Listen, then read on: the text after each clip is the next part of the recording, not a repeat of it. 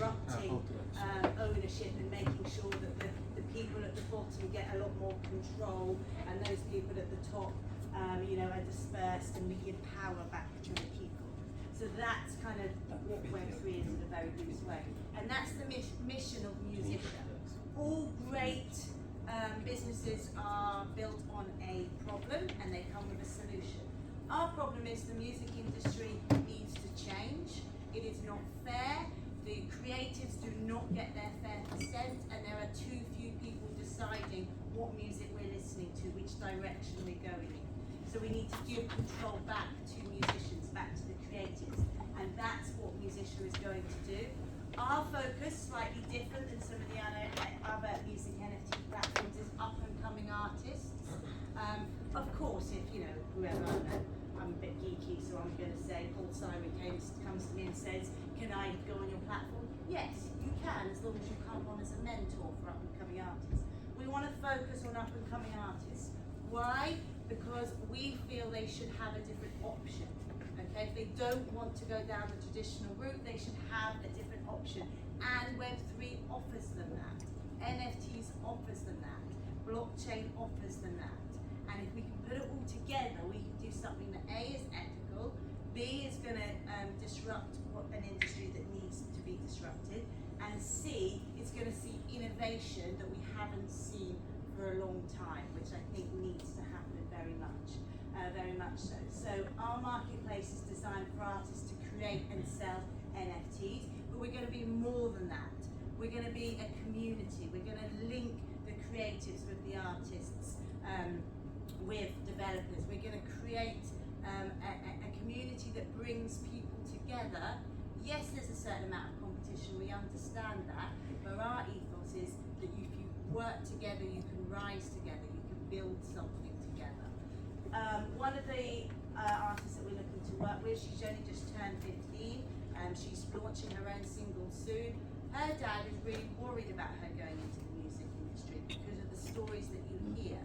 And when we spoke to him about Musician, it really was something that he felt was a positive move for his daughter, because A, she'd be able to have control of her own brand, B, control of her own revenue, and C, she would be able to move the direction that she wants to go.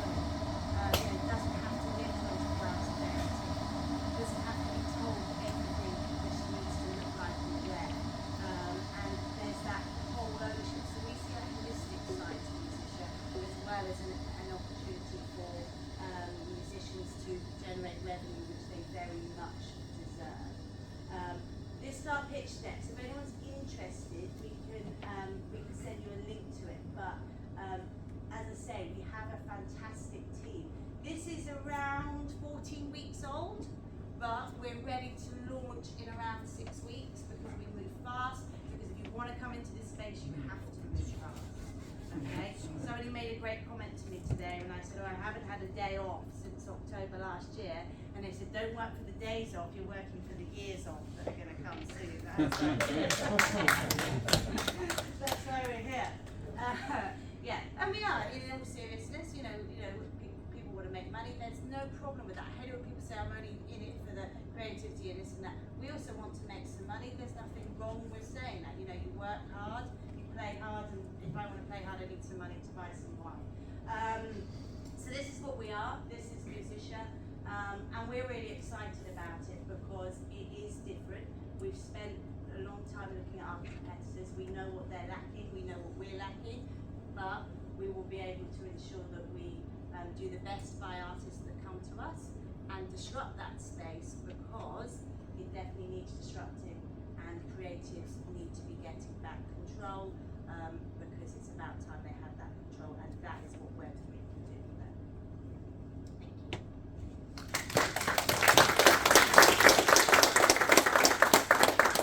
Question. Yeah, are you linking any streaming audio or video to the platform, or is it like via third party, like directing it from like Spotify or YouTube or Facebook? Ooh, Spotify. I'm just like teasing you. Yeah. So we, at the moment for streaming, so we're not looking at streaming at the moment. That is part of the roadmap, because obviously that takes a whole lot more to allow that. But we are looking at, because we had some great conversations, we are looking about video and having audio as well. Streaming will be slightly further along, but yes, so not just images, music as well. In the London live music scene, there's people like Suzette Field, who would run events at the Open Castle with 300 artists. I come from contact with people like a lot of London artists have moved, getting linked to Berlin, and also funding from China. So there's lots of sort of crossover, which is happening because a lot of London artists some moved to Brighton because they couldn't afford to live in London because of property prices. So there are sort of key people who know the London music scene quite well, but they're now linking with Berlin and China. I know it sounds strange, but it's good to go through the electoral works a lot. Yeah, no, that's a good point. They're great people to link in with. We are, as I say, our main focus at the moment is on up and coming artists. So if we can link with those people, that's exactly what we want to do. And this is our team up here. So as you can see, quite an eclectic mix, which is. But also my big Guys, sorry to cut you off there, Andrew. I'd love to spend the whole evening Q&A with Victoria, and we could potentially do it, but I'm very aware that there's a schedule here, and I don't want everybody sat on their seats, because we're still very early. So bear in mind that the purpose of these little chats isn't to tell you everything about what they're doing, it's to give you a little snippet and a reason to want to network later. That's where the value is here, folks. There's going to be plenty of networking time, and I just wanted to let you know what I already knew, that it is well worth spending time chatting to Victoria. So thank you for the questions. Thank you for that.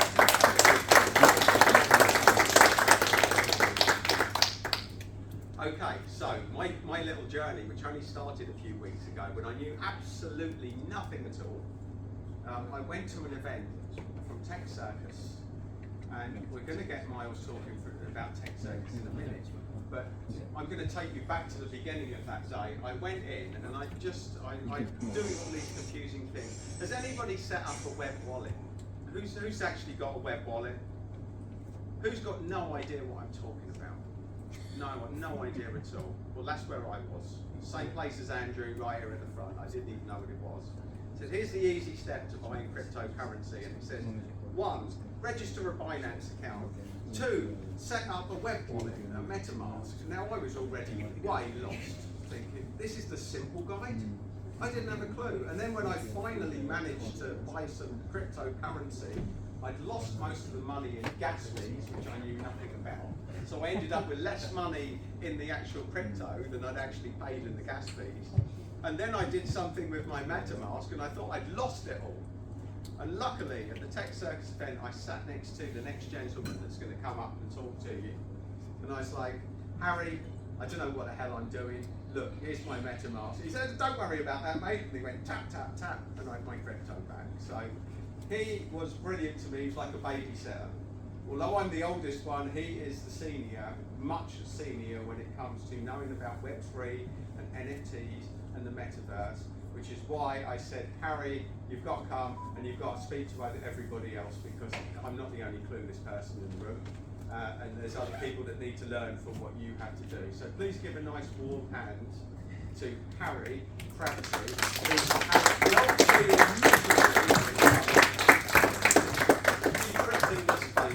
very much for the warm welcome.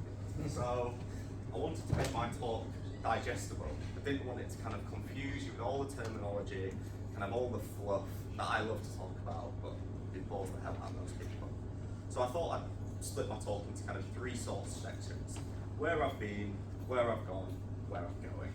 So I started in crypto in 2017 at the ripe age of 18. In my first month of university studying law, I joined the Cryptocurrency and Trading Society and dived in at the deep end, kind of utilising my student loan at the time to start trading, and had a lot of fun. And made some good money. Got towards December, was going on holiday, speaking to my dad, was saying, I want to drop out of law, I want to go full time in crypto. And I listened to his protestations that it was a Ponzi scheme, that it was this, it was that, which he didn't have a clue about, he just had his gut. So I sold out quite quite fortunately in the December, because the crash came in the January, and my portfolio would have gone down to about 98%. So I got out, so that's kind of where I started. Left it alone for a few years, always kind of eating away at the back of my mind. When had I last kind of enjoyed myself? And that was then.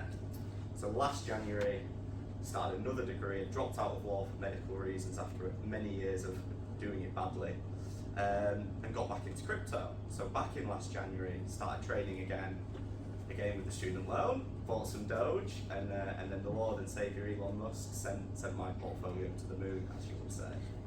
So from there, got really into DeFi, which is decentralized finance, started using trading bots. So Jan to May, I just spent all day, every day, on Twitter Spaces, talking to people about crypto, kind of learning how to trade again, learning about the technology, really deep diving in to what it actually is, how does it work, where is it going, what is it? And then in the May, my life really turned upside down. So that's kind of where I've been. At that point, I minted an NFT called VeeFriends, which some of you may know, some of you may not, but it's created by a guy called Gary Vaynerchuk.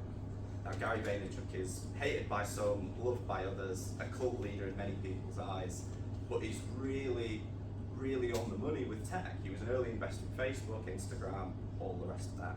So minted VeeFriends, moved all of my crypto into this thing, cost me about, I think it was about $8,000 at the time, which is an ungodly amount to spend on a picture, as many would say. But it was about the utility. Now, the utility of VeeFriends was 3 conferences. But what the real utility was Discord. It was the inclusive community that you could only get into the channel if you owned the NFT. So from then, I spent all of my time in this Discord just chatting to people, kind of networking, and felt a sense of community I'd never felt before. So from that, was running daily Twitter Spaces, talking to people, started building out Discords from friends that I met in the VeeFriends Discord, building out alpha servers, building out kind of investment clubs, like 50 to 100 people, we'd talk every day, we'd share alpha, we'd invest in things together, and just really kind of tear it up, just buying, selling, became an absolute degenerate NFT trader, had oodles of fun, but you can't do that forever. So I was thinking, right, how can I make this into a business? I'd already sort of got one, I was building Discord, so that's what I went after. So I started building Discords with people, started talking to other NFT projects, other communities, how can I get involved? And from there, I built out a consultancy business, kind of advising NFT projects on growth, strategy, marketing, keyed into a lot of kind of the OG collections as a holder or an advisor. And from there, I've built out my network. Now, where I'm going is the next bit. So from there, built out a DAO called Dyslexia DAO. So I'm dyslexic and disabled, always want to help people that haven't been as fortunate as me. I was lucky enough to go to private school, had specialist educational support all the way through, and know that isn't the norm. So that's what Dyslexia DAO is there to do, is to help anybody and everybody with dyslexia. On the other side of that is the more for-profit side. So I'm building out a debt book, which is collateralized lending and putting money basically into loans like the banks did with mortgages back in the day. Now, the kind of ethos of crypto and NFTs really is you can do anything, is kind of what I feel about it. It doesn't matter who you are, it doesn't matter where you're going, it matters that you are together and you're in a community. And the fact that the ownership is linked on something that everybody can see, it's trustless, immutable, you can have access to something as same as the next person and they don't have an ability to change that. So that's kind of NFTs and crypto in a short kind of spurt. So yeah. Guys,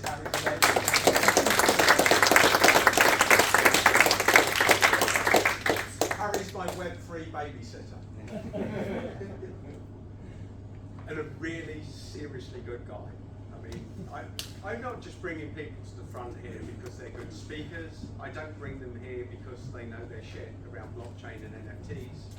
I work with people that I like. And that's been a big theme throughout all this. There's plenty of experts out there. There's plenty of people that will tell you great information on all of this stuff. But are they likable? Are they people you want to spend time with beyond that? And that's really what I've done with the selection here. So on this journey, I decided to make myself a makeshift mockumentary. It started off as a documentary. I realized very quickly after the first few conversations I'd had with NFT experts that it was going to be much better to be a mockumentary. So my pitch to people now when I went up to them was, okay, I'm making a mockumentary. If you get too technical, I'm going to ruthlessly take the piss out. And the beauty is, it's like the NFT community goes, oh, well, that's great. I explain it really simply. Now, what they think is simple, and what I think is simple, there tends to be a little bit of a margin there. So I went along to a few events. I was very kindly welcomed in. I was given a press pass to a couple of them. And I was very lucky to go up and to find some incredible people. And what I found was at these events, and it's the same at this event, folks, is there's just as many diamonds in the audience as there are on the stage. But if you do want the big names on the stage, there's nobody does them better than Tech Circus, which was one of the events there. It was an extremely professional event. There were some very high-level people there, and it was very slickly organised. And not only that, but these guys are doing this globally. So I stand aside and hand you to Miles McMorrow from Tech Circus, who really does know what he's talking about when it comes to tech events. So give him a warm round of applause. Hello everyone, thank you very much Adam for having me, and to everyone who's spoken so far, some wonderful presentations, really enjoyed it. So I'm Miles McMorrow, I'm the co-founder of Tech Circus. We're an educational networking events company based out of London, but as Adam alluded, we operate globally. And that's a mix of in real life events and online events. But the journey really started for us about 7 years ago. We were really interested in user experience design and understanding how big corporate entities, big tech brands, quite industry agnostically, shape their products and services to meet the end needs of their customers. So how do we make digital products and services simple? And so for us, we've been working with Google, Amazon, Netflix, the BBC, you name it, in the e-commerce, in the finance world. We've worked with their product and innovation leaders to help showcase how they run events, how they build their products. But it started with a very small pub meetup of 13 people. At this point, we've educated over 100,000 experienced leaders. And then that's in London, Manchester, Amsterdam, Berlin, New York, and several other places. But then the pandemic came along, and it really put a spanner in our works because we'd never really run online events at that point.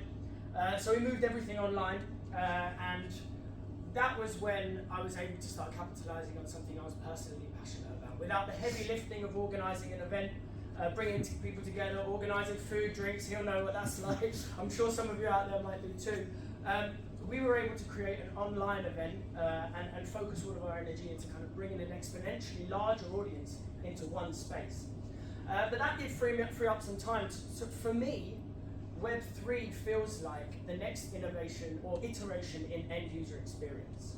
Because Web 3.0, well, Web 2.0 is the kind of social internet, right? It's a space where we can engage with each other, engage with our peers, but we don't own anything. It's all managed and run by big conglomerates, big organizations who hold your data and monetize your data. And for us, like, that doesn't, I'm sure for all of you, it doesn't feel quite right, you know? We should have more agency over what we do with our intellectual property. So what we've been growing is a whole new series of events all around Web 3.0.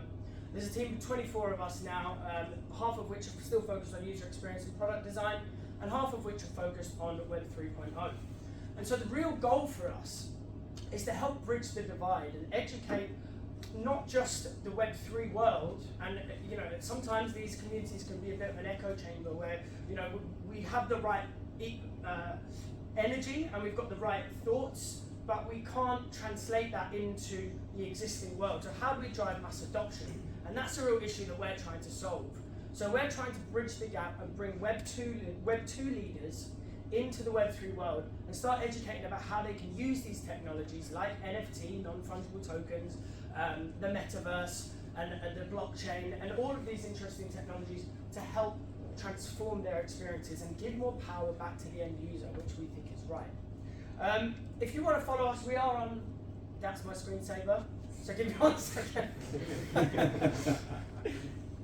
There we are. Yeah, so we are on social media. You can follow us.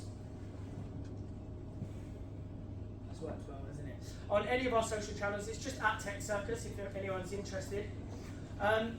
and we're essentially here to build a community. Now, I've been talking to Harry and others about how can we help bring this community together in the space they feel comfortable.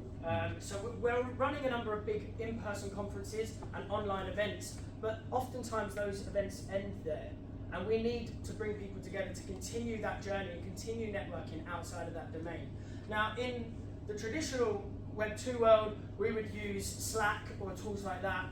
The Web 3 world exists in Discord, as Harry alluded, and so we're building our own Discord currently, and we're building a community called Unchained.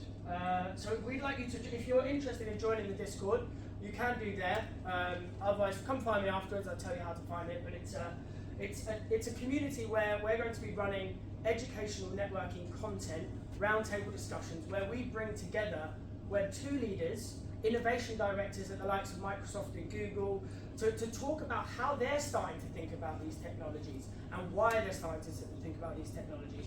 And then also bring together the Web 3 leaders, founders of metaverses like, you know, the Decentraland, Sandbox, Uplands, through to SingularityNet, Definity in the web space, Web 3 space. Bring those senior leaders together to start brushing shoulders and talking about why we need to infiltrate Web 2 world with these technologies. So our community is going to be called Unchained, what is called Unchained. So whilst we're using Discord, we have actually now, we're about to introduce a brand new community platform which will amalgamate all of the capabilities of Discord. It will also implement like the same ideas of Clubhouse and other such platforms and bring them together in one big community space. So if anyone here is interested in joining, it's all free to attend. You can come and learn for free. We're not here to monetize you if you just want to get out and learn about this space. But what we are trying to do is build a way to scale your learning and really start meeting these people yourself. So if you run a small business, you want to meet one of these big entities and talk about why your product could service them, then you can. Just come to us, talk to us, and we'll make introductions. That's the whole point of this. We are introducing a fun NFT project. It's an NFT membership. It's called The Tech Circus. And it's essentially a play on the concept of, you know, a cyborg tech circus, a technology circus full of circus artists that are half cyborg, and they're just out there trying to educate the world once all the humans have gone into the metaverse. So it's just a fun idea, but really the utility is what's vital here. As Harry alluded to, it's all about giving a service underneath an NFT. NFTs oftentimes, meme coins, they're very fun, but the legs on them are quite short oftentimes because it's a token and it's inflationary. Whereas if you give utility to an NFT, if you give a service, for example, access to all of our online events, discounts, VIP experiences, roundtable discussions where you can actually sit down with leaders and have real life conversations with them, meet in person, then there's a whole other longevity to the utility of that NFT. And just for fun, I mean, if anyone we've got a competition running, so if you want to get an NFT, you can actually win a prize, cash prize of 5,000 if you happen to mint this one. It's just a fun play, but I thought I'd throw it up there.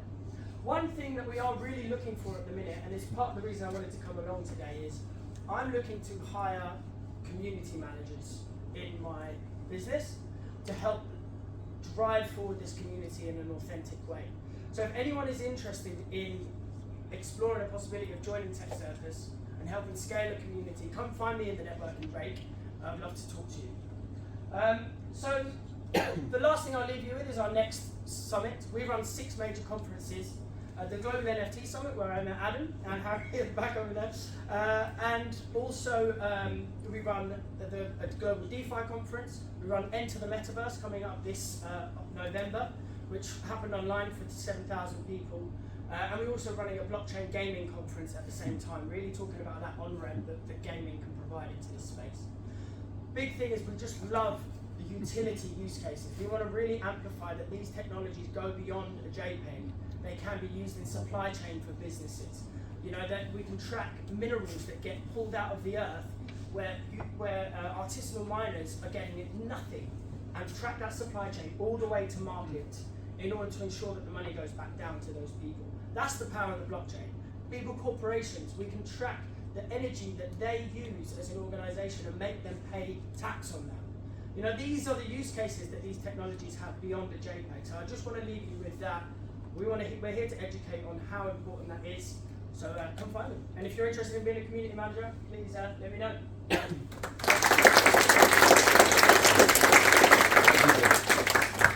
So not only do we bring speakers, we bring you opportunities, folks. So just imagine for the person that's going to be the next community manager of Tech Circus, that you just turned up to a random event and who knows what doors can swing open at an event like this. And that's exactly why we do what we do. So the next person I'm going to bring up is not really about Web3. The focus of this event was all about building communities. Now, Danny Icott, who I'm going to bring up next, is somebody that I've known for many years now. He's a very talented film and documentary maker. He's a real documentary maker. I'm just a fake. I'm a fake with a camera, winging it in a sort of Spinal Tap sort of way, for all of those who get that reference.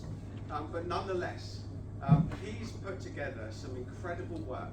And one of my favourites is that another problem that we've had in this country is because of Web3 and online and even Web2, the high street has been shutting down because they can't afford to function and they can't compete with online businesses because they've got so many overheads. So there's been a problem in the UK with high streets closing down and big empty shops. And Danny here has done a documentary on people in local communities that are finding these spaces, realising they can get discounts on the rent, and setting them up and turning them into micro-pubs. And this element has been transforming the community. See, that's probably Boris looking for a job in the next micro-pub. You know, thanks Boris, but I'm afraid, or maybe he's after Miles. He's actually heard that there's a place at Tech Circus and he needs a job. So. But what Danny's done, he's gone in, he's actually worked with these people, he's filmed them. For anyone that hasn't seen it, if you're any way interested in community spirit, community activity, or micro-pubs, is there anyone in here that likes drinking? Just by a show of hands that's going to own up to it. A few people, no, not me, not me. Like, we know who you are, folks, we know who you are. We're not making any judgments. We like a good old drink or two every now and again.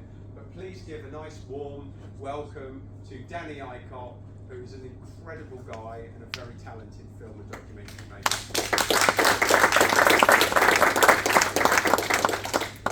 Thank you for the lovely intro, Adam. So, yes, as alluded to there, very different 5 minutes to what we've just been having, so bear with me. I'm going to talk about the original social network, the pub. Over the last 5 years, I've been making a documentary with a couple of my filmmaking buddies, and it's around the concept of something called a micro-pub. Now, the pubs that you're used to are referred to traditional pubs, and since I was born in 1989, yes, I know I don't look that old, but about 50% of pubs nearly were closing down before COVID hit. There is a business model out there that is basically hedge fund owners are owning these big pub chains, and at the end of the year they have to make profit, and how they make their profit is they sell pubs on, which means you lose your local pub. So in my local area, I live in basically a hole actually. It's a nice hole, sort of. At the top of the hill there are 6 pubs, and there's always been 6 pubs in this one village, okay? It's a nice little area. They've also existed everywhere around. When you go down the hill, 22 pubs have closed in my lifetime. Okay, they've all become different things. So Tesco's, Burger King, flats, etc. Now that makes me sad because I'm a big believer in community and where can people go? If there's pubs, if you like to drink and you like being social and you're not particularly religious, you can go to a church. But where can we go? Because if you go to the park, you get called antisocial. So this little trend that I found about 5-6 years ago that has been going on 15 years is a micropub where basically you can go to the old pet shop, bookstore, baker, whatever, and you can turn that into a pub. And essentially you can get really good rates because obviously the high streets are in chronic need of regeneration, because at the moment If you live in an area like mine, it will be betting shop, Sainsbury's, Greggs, betting shop, hair salon, nail bar, betting shop. So we need a bit more variety because basically that's attracting the same people. So we made this documentary to show people that you can own your own pub. I've always had a belief from a youngster, just something about British culture is, you just kind of grow up thinking the pub is one of our special things. It's like up there with Big Ben, Mary Poppins, Houses of Parliament, the Queen, the pub, drinking beer. So you have the power to open your own pub and basically be a hub to your community.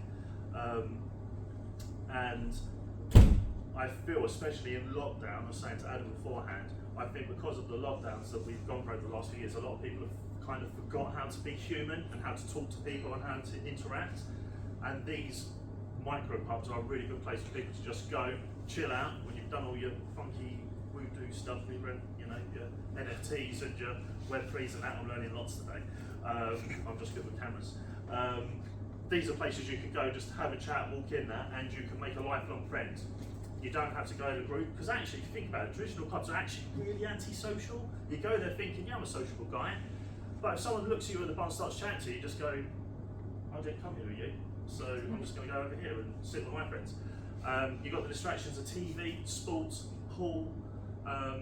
They're not really social. Where a micro pub, you go in there, you're not really allowed to have your phone on. A lot of them, the whole point is kind of disconnect, go back to the old school, and just have a chat with someone. Talk about politics, talk about your day, talk about whatever. Oh, actually, I've just bought a house, I need someone to plumber. Do you know a plumber? Yeah, I know a plumber. And again, going back to how the world used to work pre-internet, you used to go to a local community pub and ask people, I need some help, do you know anyone? So, love everything you guys are doing on the internet and all of that. I am an internet user. A lot of stuff here today is new to me and I'm learning a lot. But where can you go when you want to chill out, unwind, relax? Instead of going to Tesco, buying a multi-pack, which is putting the pubs out of business again. Try and find these little independent micro pubs or tap houses, or support your local microbrewery, because we need places to hang out, because eventually everywhere is just going to be a betting shop or workplace, and I don't really want to live in a world like that. And let's face it, beer is the best drink in the world, so we want to keep these places alive, because you don't want to be antisocial at home, chatting to people on Facebook all day. It's much better to come and meet people at events like this. And again, if you've got a micro pub and you're quite a person, you can have events like this. So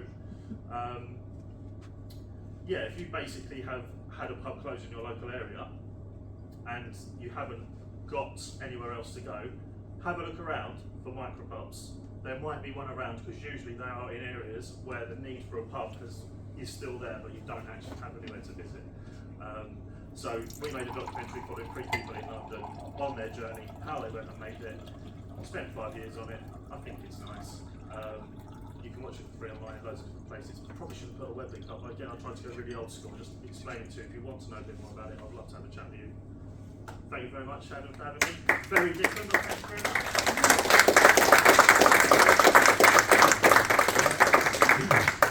Thanks, Danny. Now, Danny really is a brilliant networker.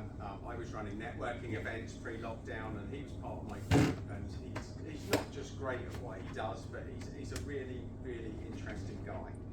And if we're talking about a Greggs, a betting shop, and a hairdresser's, well, I guess 2 out of 3 uses for me would be okay. Maybe I can put a bet on that maybe one day I'd need to use the hairdresser. I wonder, would they take that bet? Who knows, folks? So anyway, I've left him till last because I'm going to absolutely kick his arse if he doesn't tell me the reason that he's doing what he's doing today. And he knows who it is. He's starting to get really uncomfortable in the back there. He's starting to sweat. This is the public speaking thing. There's a patch of sweat starting to form on his brow. Now, I've spoken to the next speaker on numerous occasions, and his backstory for setting this up and for doing what he does is incredible. And I've been having a go at him because he doesn't tell anyone about it. So I've really put him on the spot tonight. I put him under pressure. And not only that, on a list of things that people don't want, the things that cause people the most stress, like death was below public speaking. So the truth is, folks, if the survey is to be believed, that people would rather be in the coffin than talking about the person in the coffin. So public speaking is no mean feat, and it's not an easy task. And then compacting your story in a meaningful way that people actually want to listen to, that's an art. So this is the first of what I hope will be many. I want you to know, I love this space. You know, this is something that I believe in, Web3 space, workspace, but what they're doing and why they're doing it is even more special. Now, I hate putting people under pressure. But here he is. So now with that sort of run out, we're going to see whether this man delivers or not. He's under a lot of pressure tonight, so please give him a warm round of applause. Mr. Oscar Kaplan.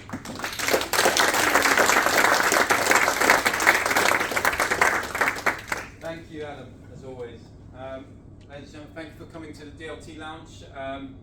And I'll give you the rundown, but you're not allowed to share this with future investors because it confuses the shit out of them what our true vision is. They only want to know about what quarter 1, 2, 3 and 4 will bring. They don't care about year 3, year 5 or the social impact that we hope to have within the decade. So don't share this with any investors, otherwise they won't talk to me, right? So I'm just going to share this with you because he's forced me to. Not that there's a hidden agenda, by the way. Sorry, that sounds. I just realised how that sounds. But so between me and my founder, brother in arms, Mehmet, we've known each other since we were 13. We both grew up in Hackney at a bad time and Tottenham at a bad time. It's I do wish my parents had bought that house. I believe it's worth a couple of million now. It was a very bad time. We lived on bad estates. Me trying to go to see him in Tottenham, I had to risk life, and then he would never come to Hackney because it was Tottenham and there was more hatred towards Tottenham. I'll share that story with you at the bar later. Anyway, so we met at Army Cadet Unit. Prior to joining this unit, I was on the estate and my choices were run around, steal car stereos, sell them for £10 and maybe get a bag of weed and chill with the rest of the guys on the estate. Or stay at home and not join those guys. Those were my choices on my estate. Thanks to social clubs, which were still around at the time, they were starting to close them down. I discovered the Army Cadets. The Army Cadets gave me a way out of the estate. Most of the kids that I didn't hang around with had criminal records. They were stabbed, shot, involved in gang violence every day of the week. I got to go away on camps. I worked with professional soldiers. I got to meet therapists. I got to meet counsellors. We even met the Padre. And we found out if you went to the Padre and told him you were poor, he used to give you a £10 for the tuck shop. And I'm sorry, I did abuse that a few times. I'm making up for it now. Okay. So through working being a kid in an organisation where there were adults who were trying to be mentors, it kept us straight and narrow. And as time went by, I tried to join the regular army. There were issues with the family side of things. I couldn't leave them and pursue my military career. So I stayed back and I decided to go back to the cadet organisation and teach the kids. There is a point, bear with me. So I spent 20 years teaching kids in some of the roughest estates in North London as well as South London. And when one unit got really good and there was no more trouble, I would move to the next trouble unit. Whenever we went to camps, I would work with the lowest knowledge groups, not the best knowledge groups, and every adult would fight to have an easy 2 weeks existence, teaching the 4-star kids who were better than the adults that were trying to teach them. I'd go and work with the recruits. And what I found that I had a passion of fulfillment for helping people. And then finding fellow-minded people, we realized we could do so much more. And we tried other ventures. And majority of the ideas we had were not feasible or easy to do before our understanding of blockchain and distributed ledgers. That's when it clicked. We could do so much more. So what we decided to do was use all the money we made through trading and pumped it straight back into trying to do some good. We opened a small unit, we helped family and friends and cadets and other people that we advertised to, and the place became too small. So we found somewhere bigger, then that became too small. And then we found the Utilise project, who were kind enough to do this for us. And please do feel free to reach out to them if you ever need space. They're really good guys, they do help out. And we found this venue. And we started, when we came in here, I showed you some pictures of how bad this floor was. Balbir saw it just towards the end when we had to rush our decoration plan because he went, right, we're throwing an event next Wednesday, and walked out. And I was like, cheers, Balbir. I just met him yesterday, turned and went, right, event next Wednesday, and walked out. I was like, fuck. Right? But we started this for two reasons. One, we need an event space that can bring collaborative minds, where a space where you can mention the words Web3, DLT and crypto without being laughed out of the room. Okay, so we need our own community. We are a special breed, believe it or not. You go out there and talk. I was at a pub the other day to meet a friend who went, hey, how's the Web3 space going? And the table behind me started laughing. I was just like, can't go anywhere without people judging what's coming. They don't understand, and I no longer preach to them. Yeah, I've given up. I'm sure you all can relate. For the first year of discovery of blockchain DLT, you just wanted to tell anyone you cared about or anyone who would listen. And then after a year, you're like, no. I simplify and I'm like, have you ever invested before? No. It's cool. Don't worry about what I do. What do you do? Let's talk about you. I'll leave it at that now. But so this safe space here should accommodate two things for us. One, we meet like-minded people who want to have social impact and do good. And two, we find developers and coders and key people who can come into a position and create the backbone that's required to actually have some social impact.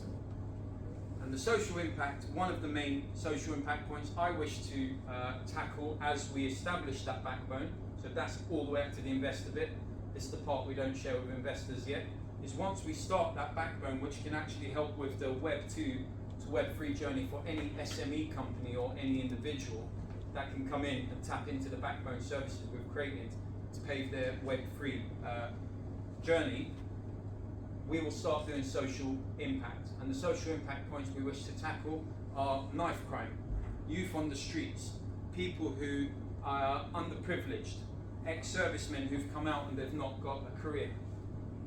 And we're going to work on this by creating, we'll start with a gaming lab. The gaming lab will pull the kids off the street. We'll have alpha testers, Bravo testers, game designs, coding, metaverse design, you name it, we'll lay that all on. And this will come out of the social fund impact fund that we create or fund ourselves, or however we get to that point. And then once we start working with these kids, that's when the miracle's going to start.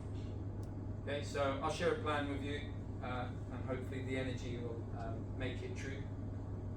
We're outside one of the largest financial capital grids in London, in the UK. They're just there. We're opening doorways there in the hope that their CSR involvement, their corporate social responsibility, will tap in and will help fund the education modules and social impact projects that we want to run in this community alone. And once we bring these kids in, within a couple of years, I think that's when it's going to be really visible how beautiful that project is. And if we can get it right here, then it works everywhere. If you don't know the area you're in, the richest 500 meter, no, half a mile kilometer is there, and the poorest half a kilometer grid is here. We're just on the border of it. So our mission in the long term is to have social impact by working with the youth who are the future, who are going to dictate how the DLT and the blockchain truly serves them. We can start paving this way right now. All we're doing is we're paving and preparing the tools for the young minds of today with the right education who will actually take up the arms and conduct all the dreams we have now of how to create a better society. So that is the long-term goal. But in the meantime, we've obviously got to get this hub up. We've got to pull the right ambassadors, community leaders, minds in, and pull them all in and create these tools, create these platforms. And we must do it in a relentless, fail fast attitude. We've got to try something fast and hard. If it fails, go back, find the root cause of that issue, correct it, try again, try again. And we've got to do that. And I appreciate not everybody is stupid. Oh, sorry, I won't say stupid. Not everybody is crazy as I am, where they're willing to pump everything they've got into this. I get that. But we don't need your money necessarily. We need your time, your input, your effort and working in these programs. So we've got our website being fine-tuned. We're going to be putting out requests for ambassadors, team leaders, and anyone who's willing to come forward and get involved in these projects. And we would love to have any of you come forward and make any suggestions. There is no silly idea. Everything must be tried and tested to a fail point. So That's all from me. Thank you for listening. And this place is open Monday to Friday, so please come in anytime and use the space. Thank you.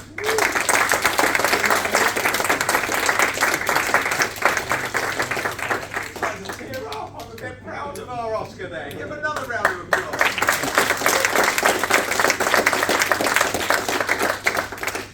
Why have I been kicking his arse? Well, let me tell you, I'm going to take you back to a previous time, a previous existence for Adam, like once upon a time. I worked for most of my life as a nurse, and I used to work a lot with people that were about to die. He's taken it down to a very low level very quickly. Do you see what I did there? So we've gone from web-free to death very quickly. And what really matters, and I can tell you this, guys, because this is a conversation no one's ever going to have with you until it's too late. And this is what I found when I was working with people that had been given serious terminal illness. They've been given weeks, days, and sometimes hours to live. I had hundreds of experiences where I was the last person to speak to these people. And I can tell you that the same regrets and the same things come up time after time after time. One of the biggest things is that people felt that their life had no real purpose.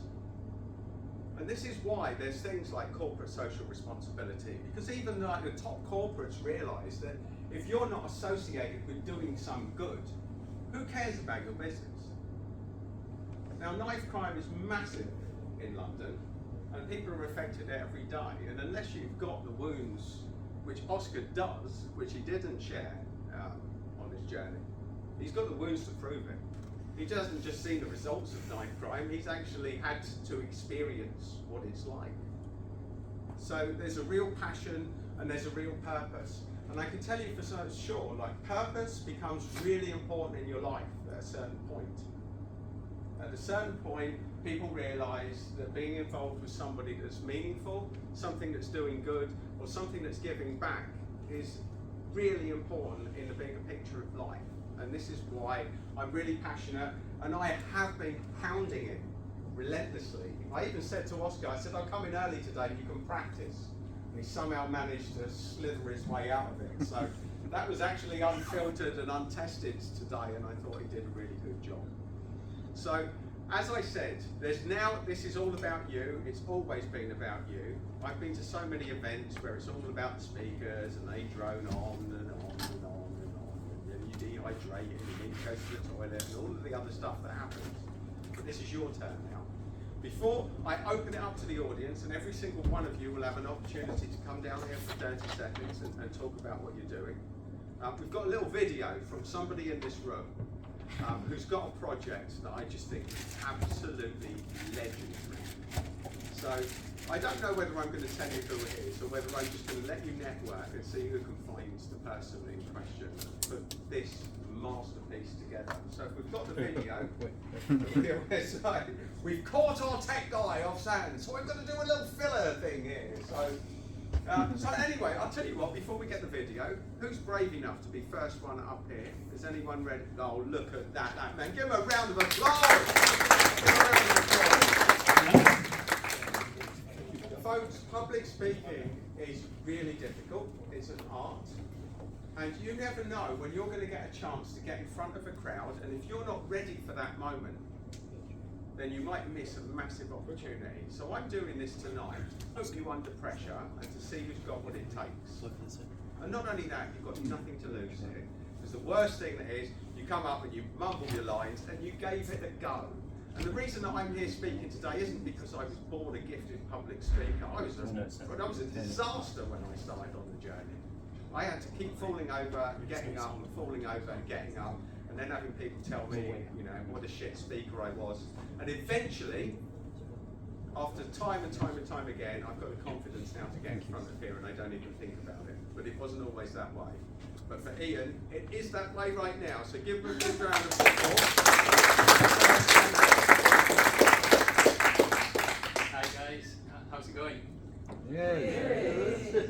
Yeah, I'm Ian. I've come down from Stoke today on the train. Just love this community. I came to my first NFT event last Wednesday, albeit ever, and this is my fourth one now. So it's just it's changing the world, and it's the start of something, like the lady said, the 360 thing, there's something going on. And it's like an aeroplane, if just 1 degree different makes all the difference. So I want to be involved in this journey. So yeah, please feel free to say hi later. Ian Drury.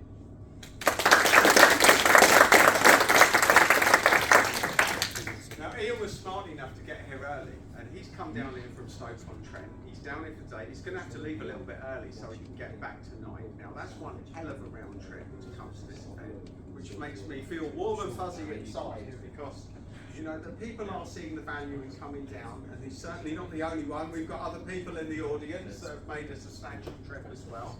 But the person responsible for this next video has flown in from Spain to be here with us. So there's no clue as to who it might be. And I just think this project, I mean, I was laughing so hard when he talked about it that I thought I was going to lose. I almost spilled my pint. So welcome to Martians versus Rednecks. This is an example of an imaginative NFT project that with a bit of creativity you could put together. So I shall hand you over. Okay.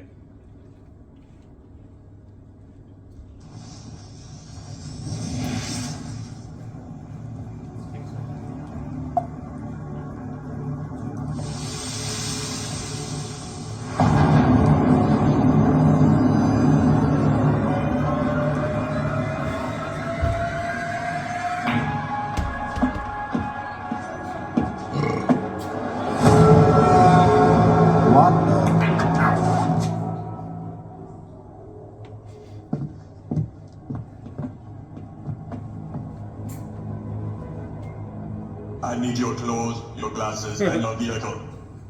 You forgot to say please.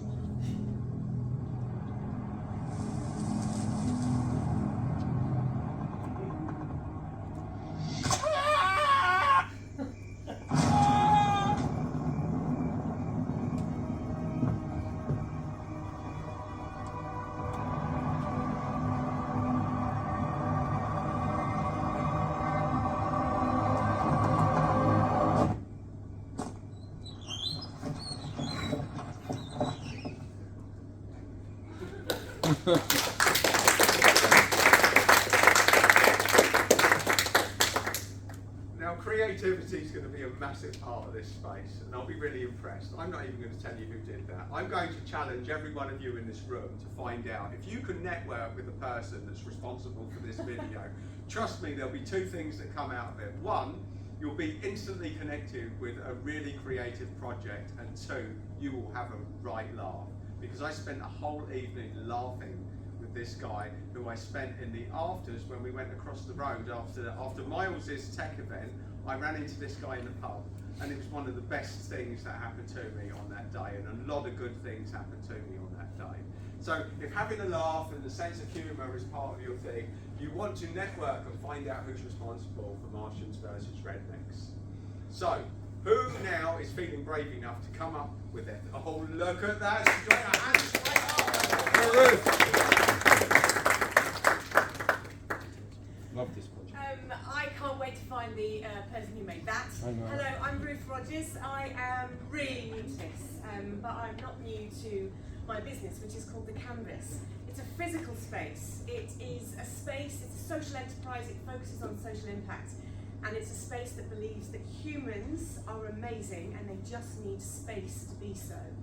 I started my journey with The Canvas 8 years ago, and I knew nothing about this until about a week ago when this chap here, Rue, who's a customer at our Sydenham cafe, approached me to say, look, there's this community, there's this thing, it's building, it's growing, and physical spaces are what we're looking to move into. And my physical space is all about making lives better. We have pay it forward boards that provide paid for by customers free hot meals and hot drinks for homeless people, and we create and there's a magical atmosphere in our spaces where paying customers and pay it forward customers just coexist completely happily, because it's a space that believes that humans are amazing. We also have a food bank that we run. We run free meals that we send out into our local community. We have community events, we have spaces that can be an incubator for grassroots community ideas. I believe that the canvas pushes roots out into local areas and opens its arms to welcome people in. I'd love it if any of you are interested in making those two spaces work together. So 2 things, folks. The first one is well done. For anyone that gets here, gets complete kudos, and it doesn't matter. If you come up here and make a complete arse of yourself, then you are giving permission to everyone else in the room the confidence to come up and do it. And we've all been there. Anyone that's a proficient public speaker has had to go through that.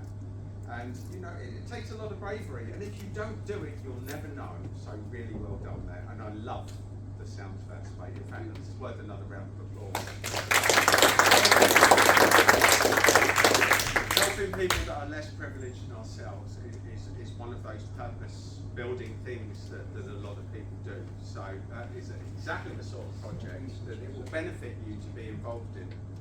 So folks, there's another legend just walked in the room at the back. Here comes trouble. So there's all sorts of trouble coming in, but nonetheless, there's going to be a great networking opportunity here. So, is there anyone else that's feeling, oh, look at that, now the hands are going up, give a round of applause.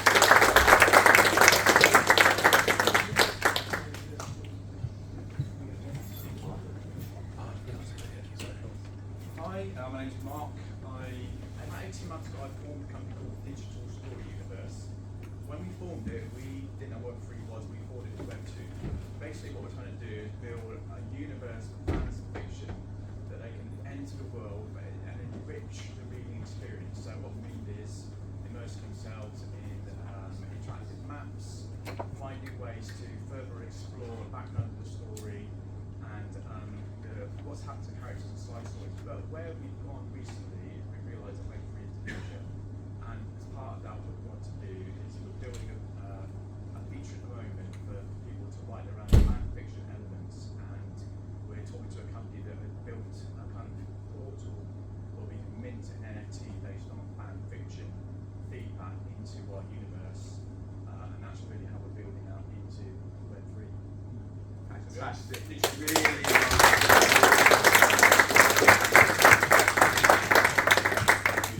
oh, look, there's a hand there straight up. I can see people are getting the confidence now. It's like watching popcorn pop doing this exercise. Next. Hello everyone, my name is Vincent. I'm a founder of a company called Tech Enable. I have been doing lots of consulting and this biggest decade programming. Can you hear him at the back, guys? No. Right, there's a public speaking tip, guys. Sometimes the tech doesn't work. And you have to raise your voice to compensate for that because the people at the back might not hear. So if you're going to come down here and whisper, nobody's going to know. Definitely, thank you. Come on. Give it again. Let's reset. Let's go again. My name is Gunjan and I'm a founder of a company called Tech Enable. Can you hear that? I have been into the SAP consulting and the development for a good number of years before I started my company. And the main purpose is to provide the services in the field of blockchain and data science. What I realized was that this field has been growing. Everyone would have a concept to build something to grow into that, but there are lots of lack of technical skill. This is where I started this company. We work on some good Web3 projects and we are working on some exciting metaverse project as well. So if my purpose to help the community on the technical solution side, we can go end-to-end solution without going into that hassle of the technical thing. That is the whole purpose I started this company, which focuses on data science and blockchain.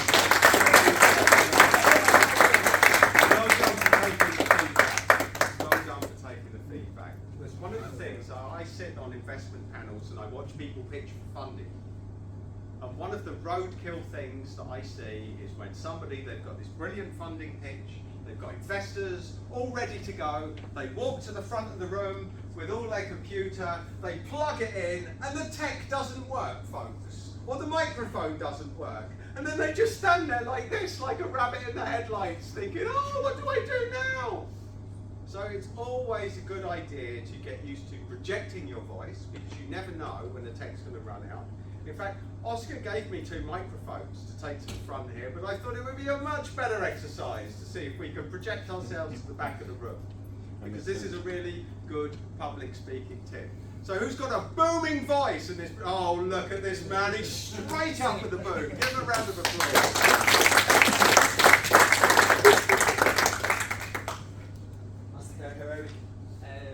My name's Tim, I'm Ireland, and I don't really do public speaking, I'm an artist, but I work in a company where I've had to do a lot of different things, so it's like, okay, let's try it again here.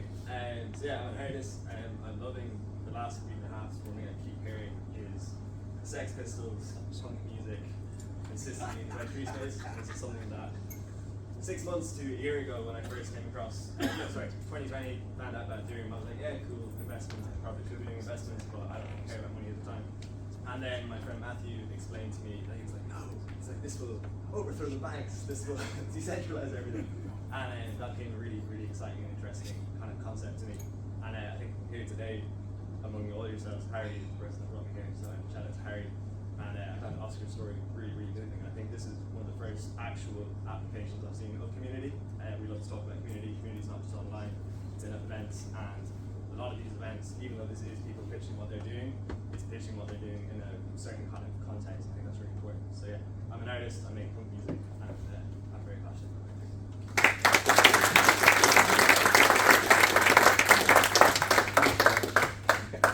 What I really like about that, you know, Bim's come up, he said that whether it's true or not, that he hasn't had much public speaking experience, but what he's done is come to the room and he started talking about you guys, about what's being said about other people.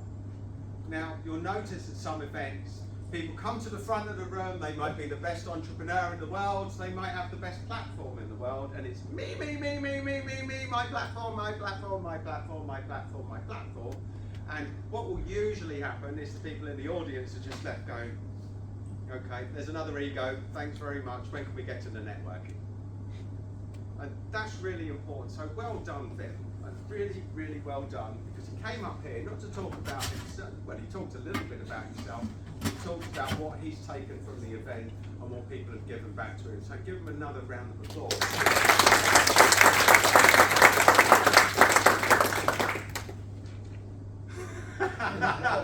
I was wondering if I'd have to say anything before the next hand went up, but Alex was straight in there, so let's go. This will be good for me to get used to it, because I've got to go on a yacht in Serbia next week and try and get money out of scary rich people. He's a gangster, folks, he's a gangster. Yeah, I've got to shake it down, they owe me a lot of money. And the last time I tried to speak in front of people, to my ear, I sounded like I was going to cry. I was like, just because I was nervous. So it's good for me to just come up and say hello. I think it's really cool what a couple of people have mentioned, Oscar being one, I forget your name. Ruth. About the sort of applications that community and Web3 can have for getting out there and making social change and improving the lives of people who've suffered in various ways. And I think that's the way that the space is going to get more mainstream acceptance and attention when you know, big business and decision makers kind of realise that that's what NFTs and blockchain and crypto can do, and it's not profile pictures, it's not pump and dump investments. So like, yeah, awesome.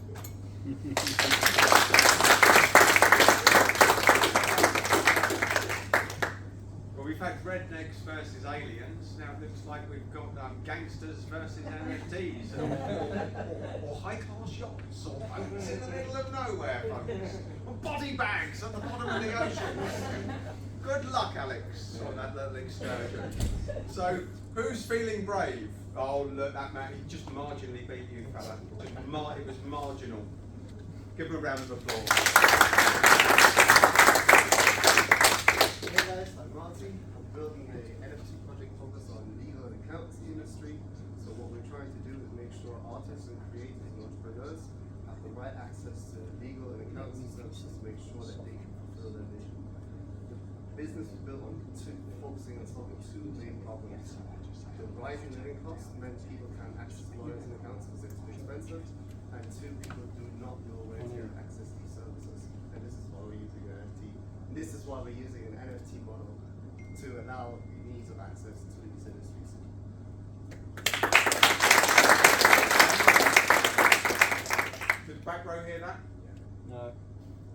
Again, louder. They're like, just get on with it, will you? We want drinks, folks. We want drinks. Well done, well done. Give them a round of applause.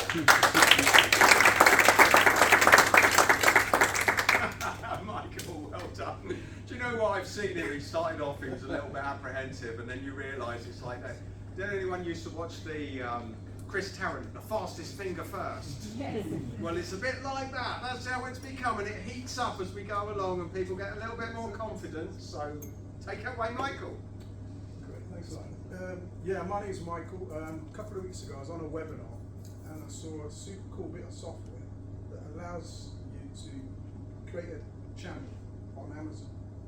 And the difference with Amazon over YouTube, what I realised in the scheme of the webinar is that if you're on YouTube, you've got to drum up an audience. It'll take you 3 to 6 months to get maybe 10,000 hits, 10,000 views. On Amazon, people are already there, so you can get 10,000 views in a week. So when I saw this bit of software, I thought this is really cool. So I bought into it, and I haven't touched it at all since I bought into it. So don't ask me any detail on it. Reason being is because at the moment I'm on a 3-week intensive coding exercise, literally everyday coding. So I've taken a bit of time out to come down here tonight because I know this man produces results. He gets people in the room. But I'm really on the lookout for people who want to create a channel on Amazon and get eyeballs onto their projects. Yeah. So come and see me here. Thanks a lot. Right, guys, I know that the best part of an event like this is the networking opportunity. So on that basis, I'm only going to take the next 3 hands that go up. 1, 2, 3. They were the first 3. You, and you. So, first up, fella, let's do it.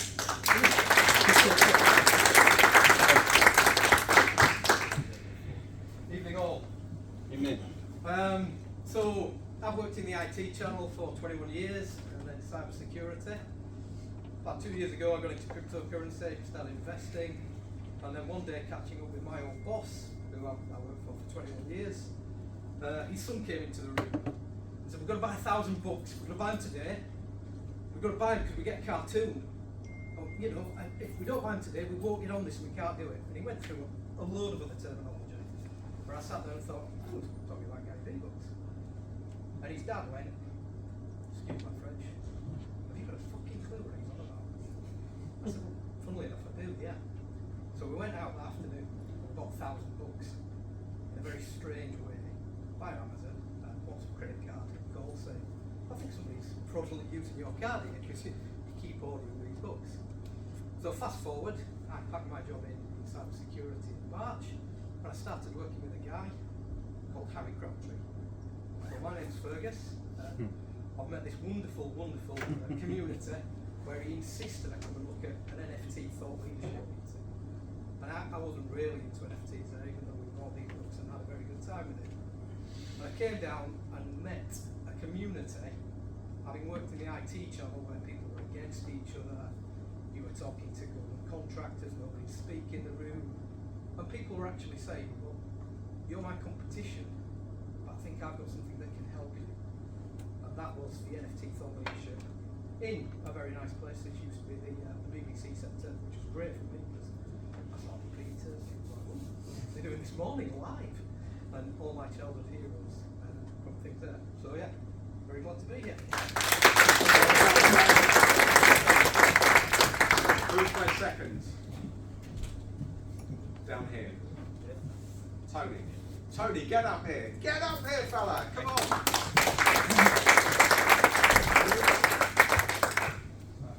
Hi everyone. So I'm Tony. Obviously I follow Adam on LinkedIn. Everything he does, he walks. I probably walk most of the places you've got as well. So and I'm actually really inspired by your energy and stuff like that. So obviously all your events, I'm always coming along. I've been in crypto for about 5 years. So I know quite a bit about NFTs. You know the ecosystem. You know how like Metcalfe law. You know where we're trying to build a network system. Now we've got the Paris. I know that these projects you're doing, you've got to build that network, but then obviously you've got to try and be the busiest network, so otherwise people won't use it, or it'll sort of fall away over time. Now I run pub. That's what I do. So if you want to run a documentary, over at one of my places, that'd be brilliant. But it's free publicity, folks. See what you get for coming to the front of the room. That's it. So I just really want to just put myself out there, just say, look, my time is free. If anybody wants a hand with a project, or like say with Oscar, I'll probably be popping up here and see if I can jump out and do some help. Even won't be on the bar if you want. So I'll take you up on it. You heard that. You heard that. That's it. I just want to be part of the community. Want to help out where I can. So just come reach out if you want to speak to me. But like I said, my time is free. I just want to be involved in the space as much as possible. Amazing. We're going to be going to Wembley to go and watch my mate play when he becomes famous and some fashion stuff. So I just want to talk to everyone and make friends. Okay, well, that's it.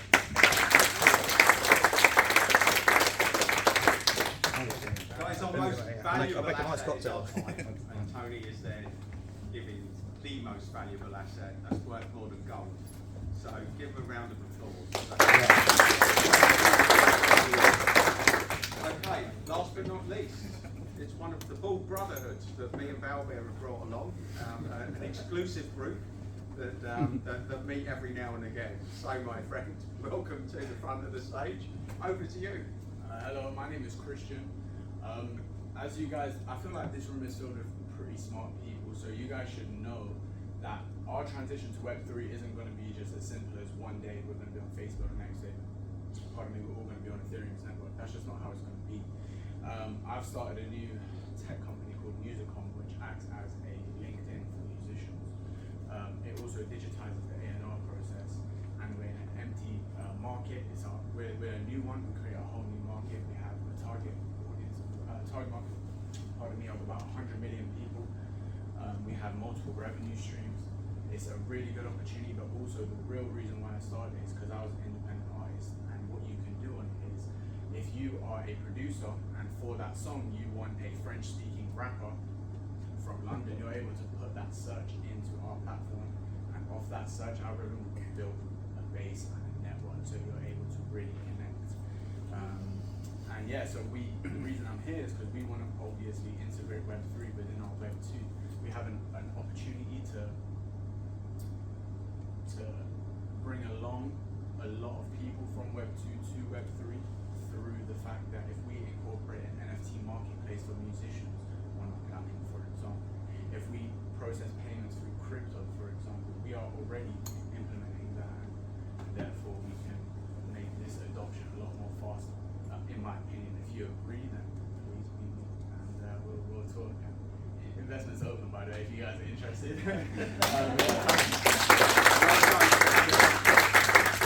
Christian is a little bit of a liar, because the reason he's here today is because I met him on Monday and I said, Christian, you need to come along. Christian is one of the many babysitters that I have in the Web3 space. I am like the infant, and he really knows his stuff, and he so kindly offered to help me to do transactions. When I was talking, if this next sentence means no sense to you, you understand where I'm at. Getting your fiat currency into small cap altcoins tokens via Binance, Uniswap, slippage, and all of this kind of nonsense. It's virtually impossible for draconians like me, dinosaurs in the Web3 space, to navigate this very difficult territory that we're in. Now, tonight would not be right if I did not bring the man, the myth, the legend that he is, the Badger King himself, to say a couple of words. Because if you don't know this man, it's only a matter of time. Give him a round of applause.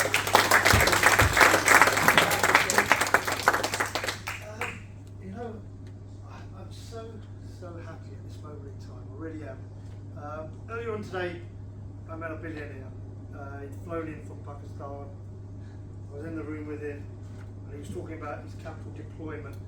And all of a sudden, he just stopped and he goes, I've been following your LinkedIn, Belvia, and there seems to be a lot of events in London taking place. And it born into my own mind what I've been saying to a lot of people. Some of the most useful tools to develop your business and to transmit information are free. And it's in this room, Does anybody use LinkedIn? Stick your hands up if you use LinkedIn. Yep. If you don't use LinkedIn, just speak to anybody that does. I have 30,000 connections on LinkedIn that were built through the COVID period, and they're all financial services people and technology people. What I would say more than anything else, if you've got an event, put it on LinkedIn, post it, share it, and you will get phenomenal results. You can search for the people that you want to meet, the jobs that you want to meet. You can use Discord, you can use all the other channels, but I only use LinkedIn to promote this event because that's the tool that I feel most comfortable with. So whatever tool you do, whatever social media tool you use, please post it also, your events, on LinkedIn, and if I catch hold of it, I will just press the share button because it only takes me a split second.